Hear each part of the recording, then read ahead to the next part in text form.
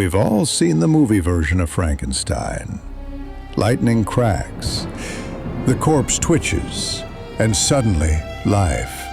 A creature, stitched together from death, rises as Victor Frankenstein screams, "It's alive!"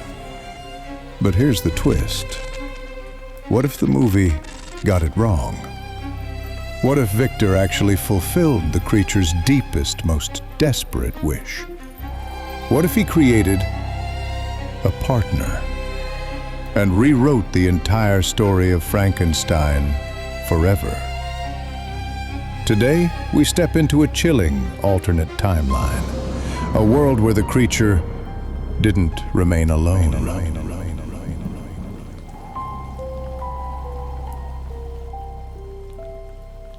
In Mary Shelley's original tale, the creature begs for one thing above all else: a companion, someone who shares his exile, his misery, his loneliness.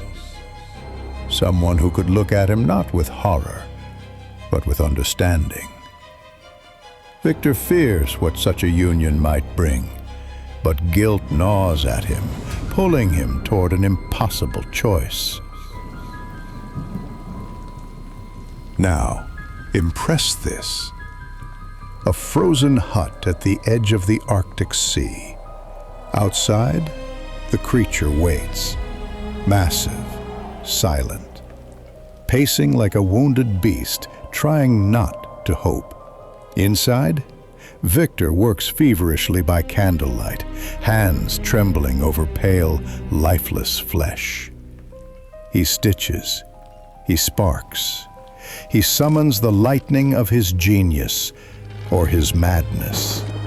And then, her fingers twitch, her eyes open. Not in rage, not in horror, but in fragile confusion, like a newborn searching for meaning. And at the door, the creature steps forward, his voice breaking as he falls to his knees. He has never known peace until this moment.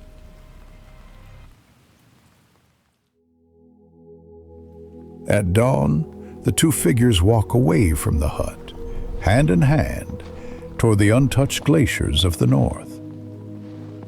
They leave humanity behind.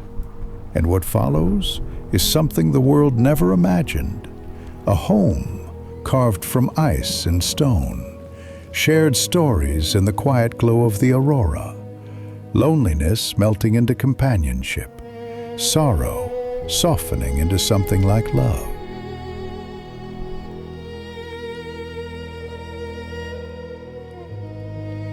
For the first time, the creature is not a monster, but a partner, a protector, a soul who finally belongs to someone.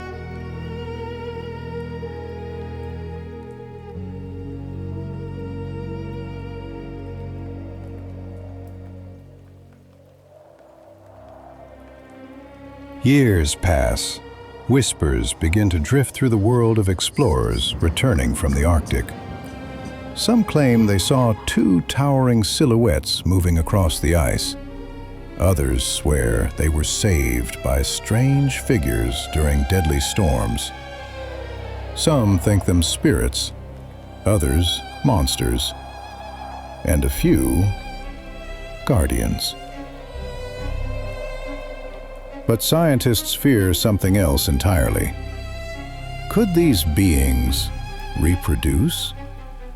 A new species, stronger, wiser, more resilient than humans, born in exile. Meanwhile, Victor Frankenstein lives his remaining years haunted. Did he save humanity or doom it? He thinks of the female creature, a life made by his hands.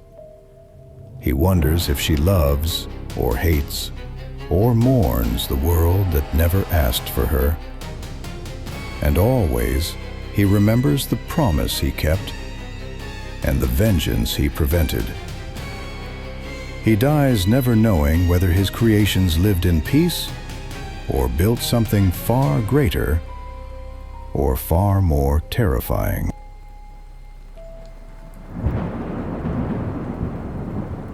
Generations pass, stories grow. Two figures wandering the glaciers, unchanged by time, watching, waiting, surviving on the mercy of the frozen world. Some believe they visit humankind in secret, guiding the lost, protecting the desperate. Two outcasts who found the love that life itself denied them. So what would truly have happened if Victor Frankenstein gave the creature a partner? Would they have lived peacefully in exile? Would a new species have risen from the ice? Would humanity have learned compassion from those it once feared? Or would the world have changed forever because Victor chose mercy over fear? In the end, we're left with one haunting question. What do you think would have happened?